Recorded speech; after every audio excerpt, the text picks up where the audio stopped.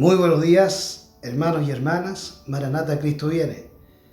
En esta mañana vamos a compartir con ustedes una nueva temática que tendrá que ver con la divinidad de Jesús, la personalidad de Jesús en relación a su divinidad.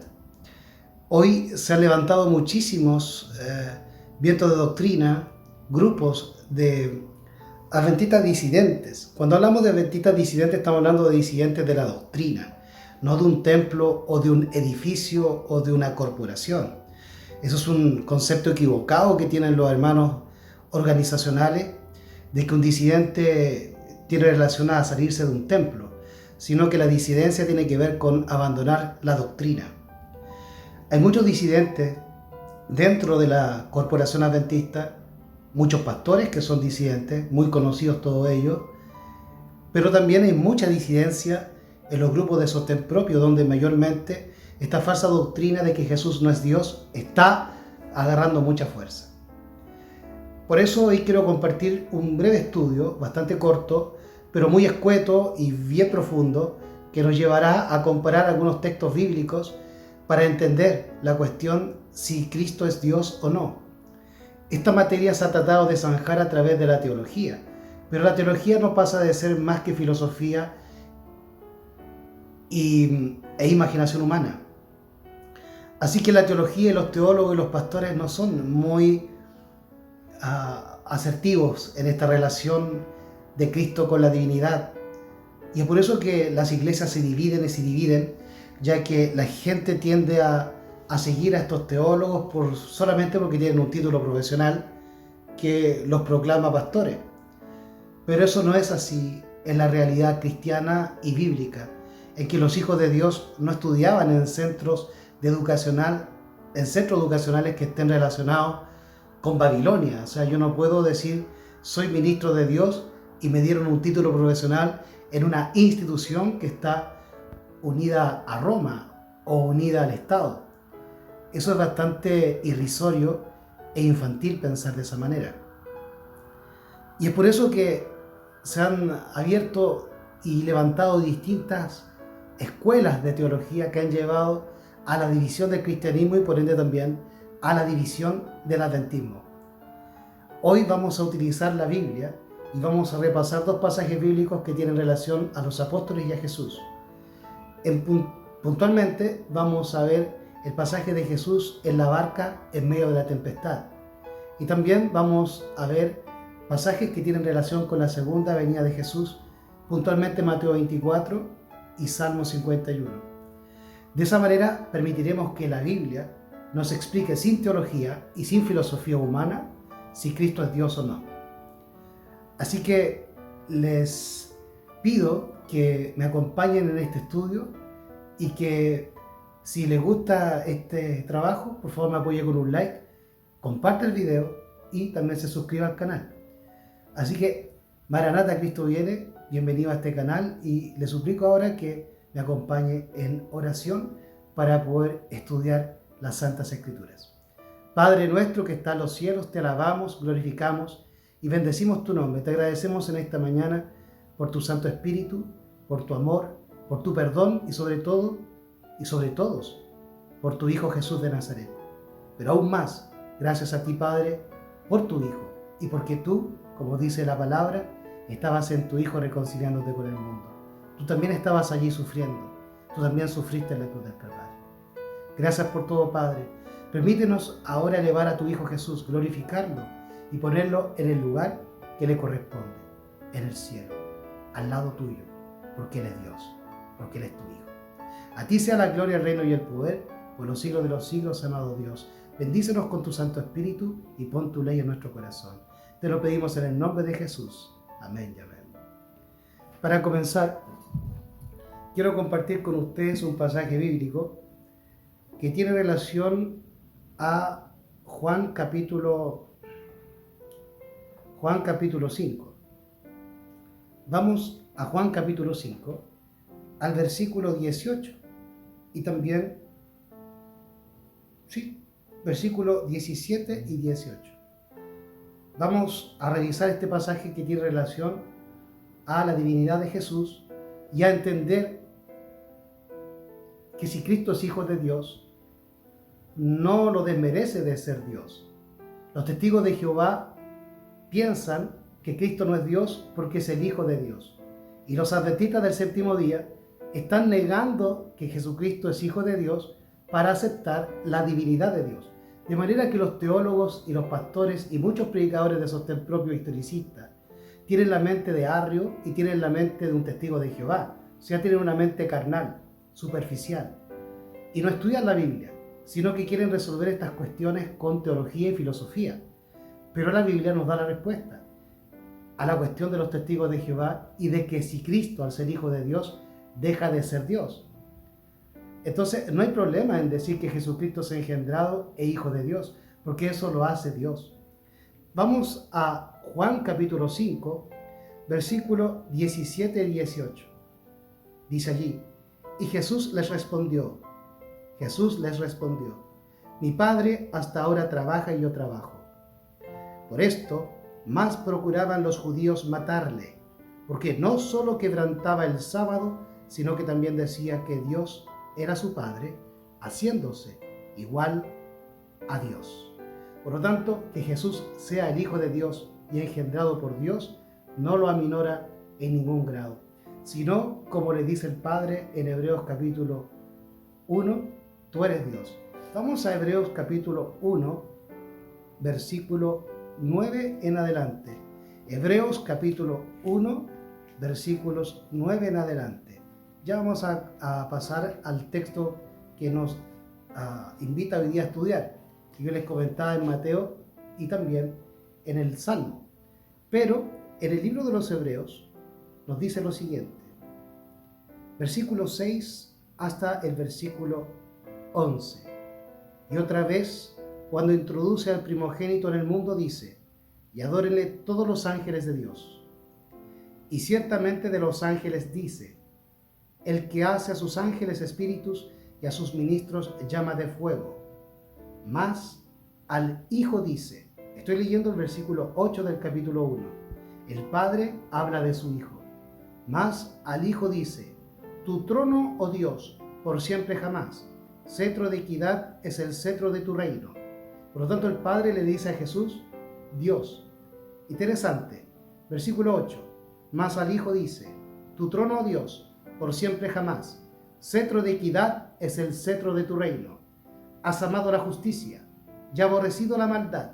Por tanto, Dios, el Dios tuyo, te ha ungido con óleo de alegría más que a tus compañeros. Y tú, Señor, en el principio fundaste la tierra y los cielos son obra de tus manos. Ellos perecerán, mas tú permaneces, y todos ellos se envejecerán como una vestidura, y como un manto los envolverás, y serán mudados, pero tú eres el mismo, y tus años no acabarán. Está hablando que Jesús cuando venga va a destruir a los impíos. Y ese pasaje, que tiene relación a la segunda venida de Cristo, la vamos a revisar y vamos a ver cómo es que serán destruidos los impíos. Hay un versículo que dice que Dios es amor, pero hay otro versículo que dice que Dios es fuego consumidor. De manera que el Padre nos dice que Jesucristo es Dios y es el creador de todas las cosas. El Padre, por medio de su Hijo, creó todo. Pero el Padre le dice que Él es Dios, su Hijo es Dios. Por lo tanto, Cristo es Dios, según el Padre. Pero además, el Padre dice que Dios, Jesús, tiene un Dios y es nuestro Padre Celestial. Por lo tanto, el Dios de Jesús es el Dios nuestro, el Padre. Pero Jesús también es nuestro Dios porque es el Hijo engendrado de Dios. Vamos entonces a comenzar este estudio. Entonces, ahora, según lo prometido, vamos a Mateo capítulo 24 y vamos a revisar el Apocalipsis de Jesús. Así se le llama al capítulo 24 de Mateo. Vamos a los versículos 30 y 31 y vamos a hacer un cuadro comparativo con otros pasajes bíblicos, con otros versículos, como van a ser Primera de Tesalonicenses 4, 16 al 17 y Salmos capítulo 50, versículos 1 al 5 y Salmos 97, 1. Trataremos de ver a través de la segunda venida de Jesús si Jesús es Dios. Vamos entonces a Mateo 24, versículo 30. Nos dice la Escritura: y entonces aparecerá la señal del Hijo del Hombre en el cielo. Entonces se lamentarán todas las tribus de la tierra y verán al Hijo del Hombre viniendo en las nubes del cielo, con poder y gran gloria. Recordábamos en Hebreos capítulo 1 que el Padre le decía que Jesús a todos sus enemigos los iba a envolver y los iba a destruir. Vamos a ver en Salmo 50, un poco más adelante, cómo se llevará a cabo esta destrucción. ¿Por medio de qué agente? ¿De qué poder? No sin antes, vamos a comparar Mateo capítulo 24, versículo 30 y 31 con Primera de Tesalonicenses 4, 16 y 17. Un pasaje bien conocido por todos nosotros. Vuelvo a reiterar Mateo 24, 30 y 31. Entonces aparecerá la señal del Hijo del Hombre en el cielo. Entonces se lamentarán todas las tribus de la tierra, y verán al Hijo del Hombre viniendo en las nubes del cielo, con poder y gran gloria. Y enviará a sus ángeles con gran voz de trompeta, y juntarán a sus escogidos de los cuatro vientos, desde un extremo del cielo hasta el otro. El versículo 31 nos aclara la cuestión. Sabemos que Jesús es el que viene, o vendrá, y el versículo 31 dice que vendrá con sus ángeles en las nubes del cielo. Pero Jesús dará una orden a los ángeles, y esa orden, o esa voz de orden, se simboliza como una voz de trompeta, y como dice en Primera de Tesalonicenses, con trompeta de Dios, con voz de arcángel, que quiere decir que Jesucristo es Miguel, el arcángel, el gran príncipe que está por los hijos de su pueblo. Es Miguel, el que es como Dios, el que es igual a Dios, el general de las huestes celestiales, Jehová de los ejércitos. Y eso lo vamos a corroborar finalmente con la otra parte del estudio que tiene relación con el libro de los Salmos, en los cuales veremos con la Escritura que Jesucristo es Jehová de los ejércitos y que es Jehová, por ende, que es Dios. Vamos a continuar. Enviará a sus ángeles con gran voz de trompeta. Eso es lo que en Primera de Tesalonicenses se le llama con voz de arcángel, con voz de mando. Él es el jefe, el príncipe, el arcángel de los ángeles, el general.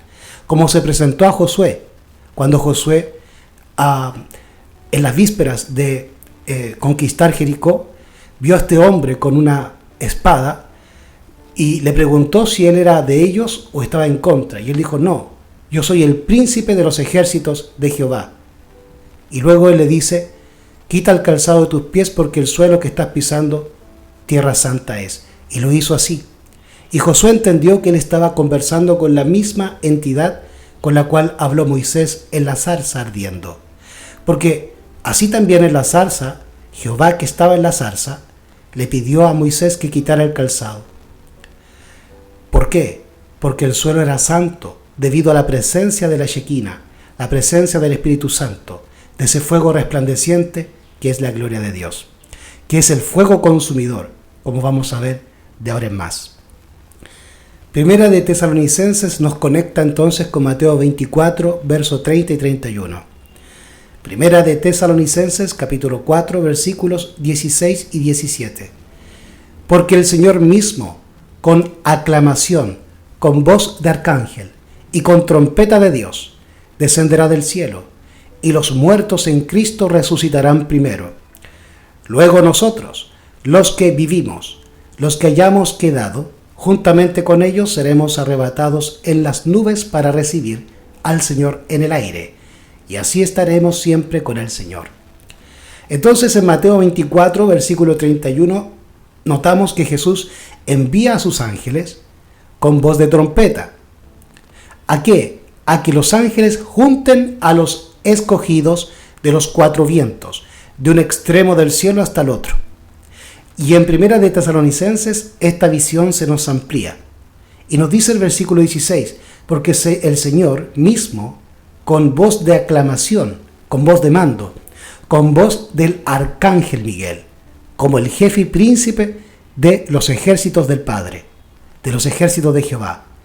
Cristo es Jehová de los ejércitos, el jefe de los ejércitos, y con trompeta de Dios, con voz de mando de Dios. O sea, Cristo, además de ser el arcángel Miguel, el general de las huestes, también es Dios, pues trompeta es un símbolo de una voz de aclamación, de una voz de mando. Esta trompeta es un símbolo de la voz de Dios, que ordena a sus ángeles recoger a sus siervos de los cuatro vientos. Distinto es las 7 trompetas del libro de Levítico, relacionadas a las fiestas judías. Esas 7 trompetas tienen que ver con el sonar del shofar, que se hacía sonar, valga la redundancia, en el antiguo Israel, cuando el santuario y el sumo sacerdote necesitaba congregar al pueblo para alguna fiesta solemne o para el inicio mismo del sábado. De manera que las trompetas, las 7 trompetas, tenían la funcionalidad de avisar al pueblo de Israel la proximidad del día de la expiación. Y eso ustedes lo pueden encontrar en Levítico capítulo 23. Desde el versículo 23 en adelante, donde se explica que las 7 trompetas sonaban en el primer día hasta el 7º día del 7º mes.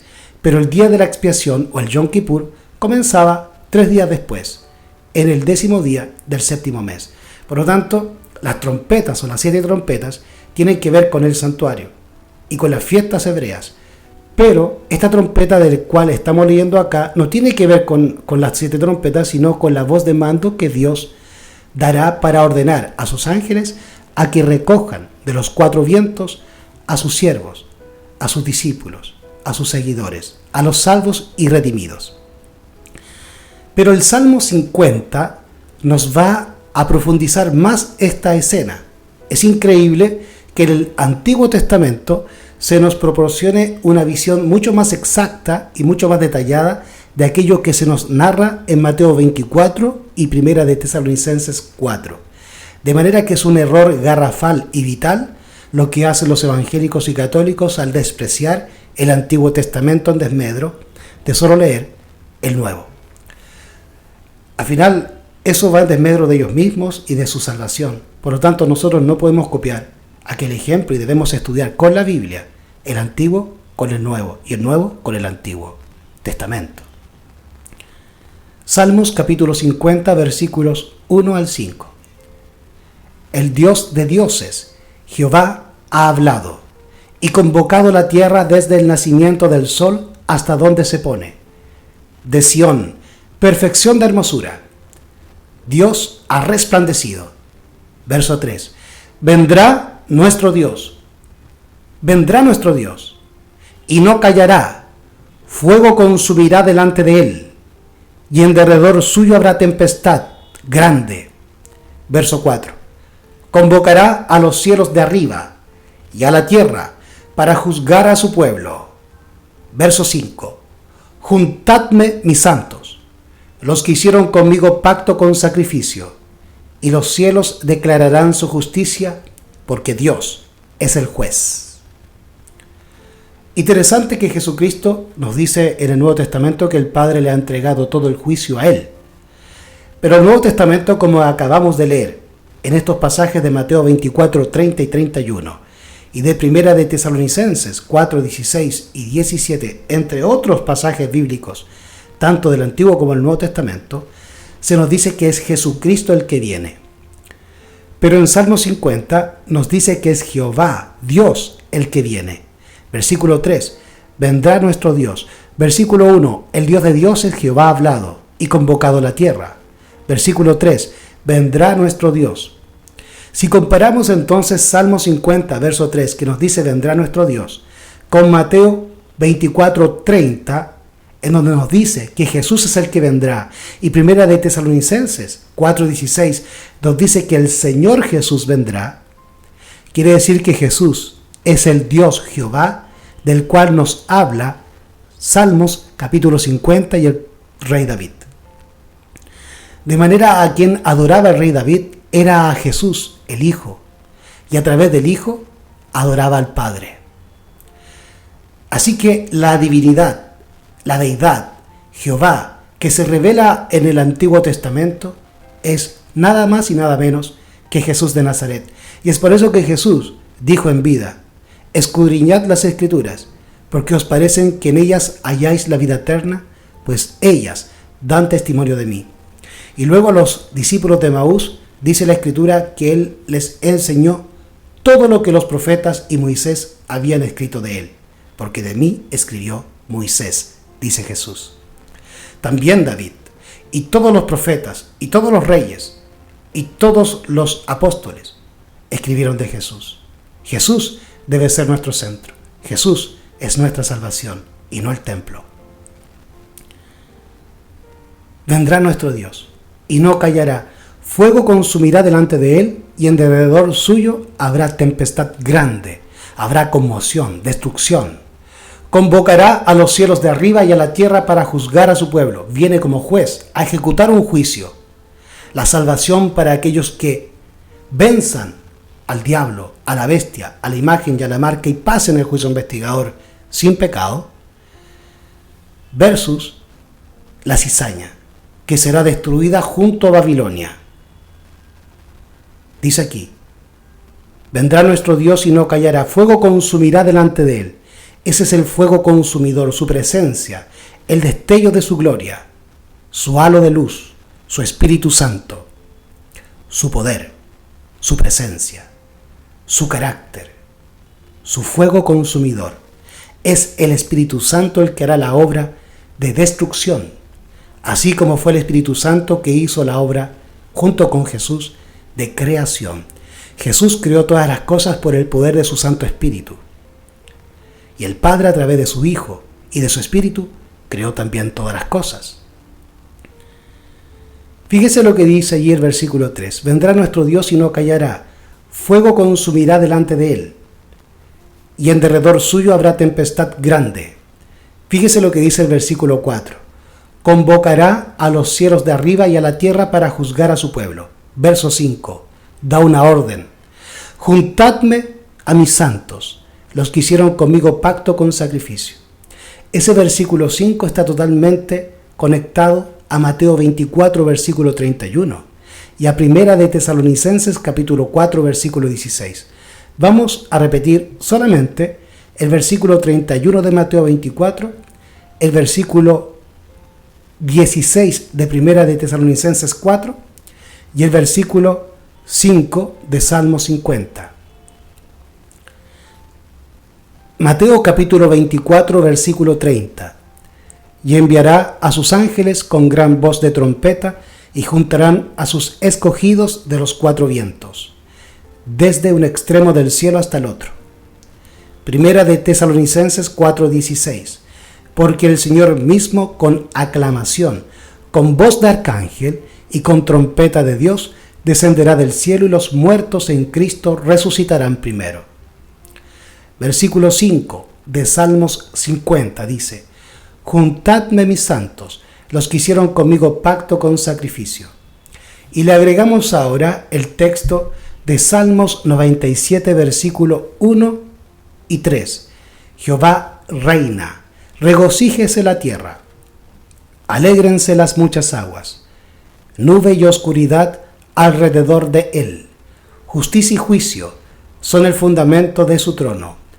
Fuego va delante de él y abraza a sus enemigos alrededor.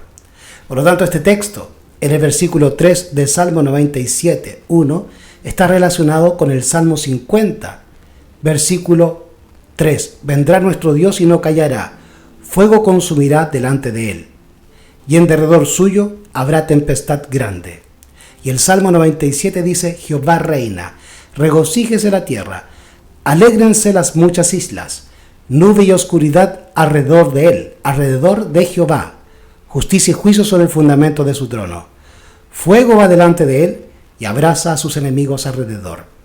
Por lo tanto, los enemigos que serán envueltos, como decía el Padre en el capítulo 1 de Hebreos, que leíamos anteriormente referente al Hijo, a Jesús, tus enemigos serán, ¿verdad?, como estrados debajo de tus pies.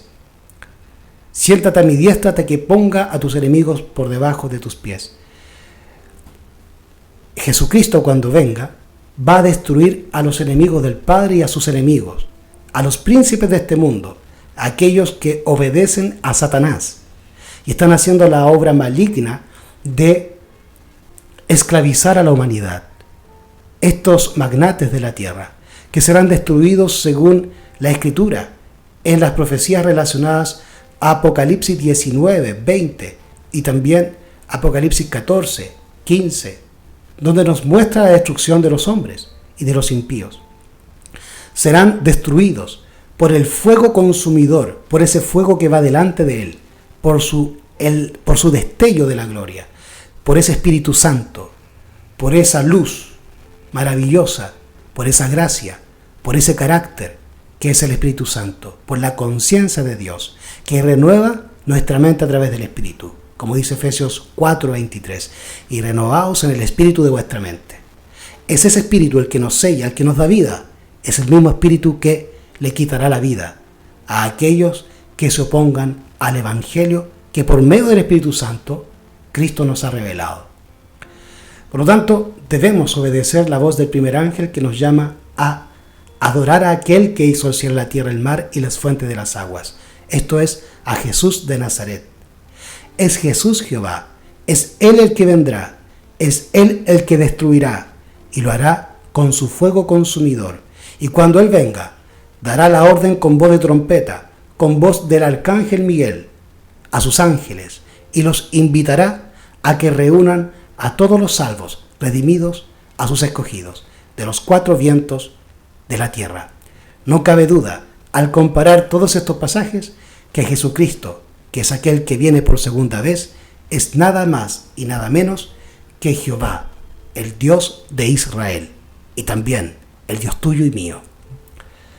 Vamos a revisar el siguiente pasaje ahora, que está relacionado con la pregunta que hacen los discípulos en Mateo capítulo 8:23, en donde ellos preguntaron: ¿quién es este hombre que aún el mar y el viento le obedecen? Vamos a revisar entonces el contexto bíblico de Mateo 8:23 al 27, que nos dice lo siguiente: y cuando él hubo entrado en una barca, sus discípulos le siguieron. Versículo 24. Y aquí que se levantó en el mar una tempestad tan grande que las olas cubrían la barca, mas él dormía. Y vinieron sus discípulos y le despertaron diciendo: Señor, sálvanos, que perecemos. Este texto influyó e inspiró al escritor de un himno muy hermoso que se llama Oh buen maestro despierta, que es el himno 324 en el himnario antiguo. Yo los invito a escucharlo, es muy hermoso y habla este pasaje que estamos leyendo. Voy a volver a leer el versículo 23 del capítulo 8 de Mateo hasta el versículo 27, para que lo comparemos con Marcos 4:39 al 41 y Salmos 89, 8 y 9, más Nahum, capítulo 1, versículos 3 y 4, donde a través del Antiguo Testamento, o sea, Salmos 89 y Nahum 1, vamos a responder a la pregunta que van a hacer los discípulos en Mateo 8 y Marcos 4, que es: ¿quién es este hombre que aún el viento y el mar le obedecen? Mateo 8, 23 al 27. Y cuando él hubo entrado en una barca, sus discípulos le siguieron. Versículo 24. He aquí que se levantó en el mar una tempestad tan grande que las olas cubrían la barca, mas él dormía. Y vinieron sus discípulos y le despertaron diciendo: Señor, sálvanos que perecemos. Y él les dijo: ¿por qué teméis, hombres de poca fe? Entonces, levantándose, reprendió a los vientos y al mar, y se hizo grande bonanza. Versículo 27. Y los hombres se maravillaron diciendo: ¿qué clase de hombre es este, que aún los vientos y el mar le obedecen? ¿Quién era Jesús entonces, que tanto el mar como el viento le obedecían y se hacía grande bonanza? Marcos 4:39 nos repite la misma escena. Y levantándose reprendió al viento y dijo al mar: calla, enmudece, y cesó el viento, y se hizo grande bonanza. Y les dijo: ¿por qué estáis así amedrentados? ¿Cómo es que no tenéis fe? Versículo 41. Y temieron en gran manera y se decían el uno al otro: ¿qué clase de hombre es este, que aun el viento y el mar le obedecen? Permitamos pues entonces ahora a que la Biblia nos responda a la pregunta que hicieron los discípulos en Mateo 8 y Marcos 4, al ver a Jesús reprender el mar y el viento y al generar grande bonanza en medio de la tempestad. La respuesta la encontramos entonces en Salmos 89, versículos 8 al 9 y Nahum, capítulo 1, versículos 3 al 4, lo que nos demuestra la relación íntima y vital que hay entre el Antiguo Testamento y el Nuevo Testamento. Es por eso que Jesús nos dice en Mateo 5: no penséis que he venido para abrogar la ley o los profetas, no he venido para abolir, sino para cumplir.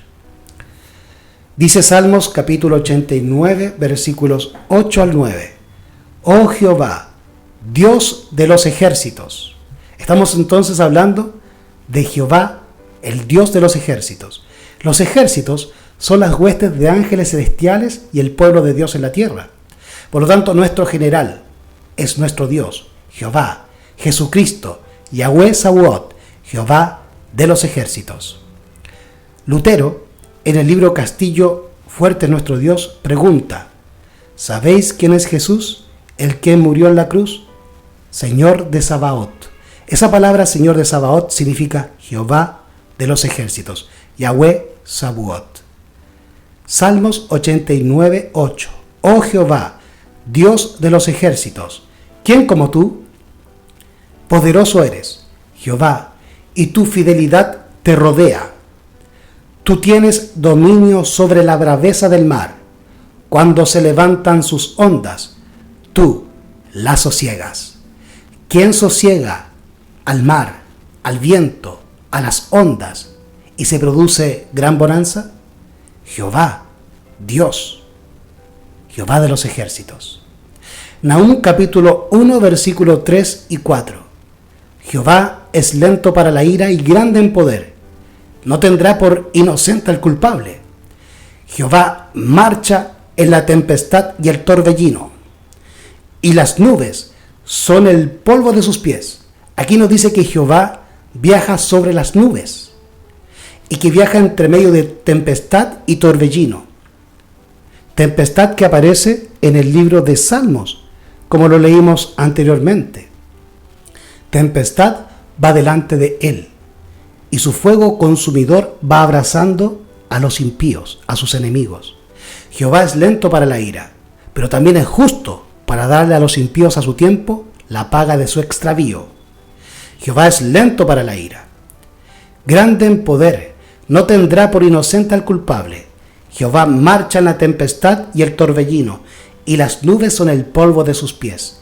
Él reprende al mar y los hace cesar, y agosta todos los ríos.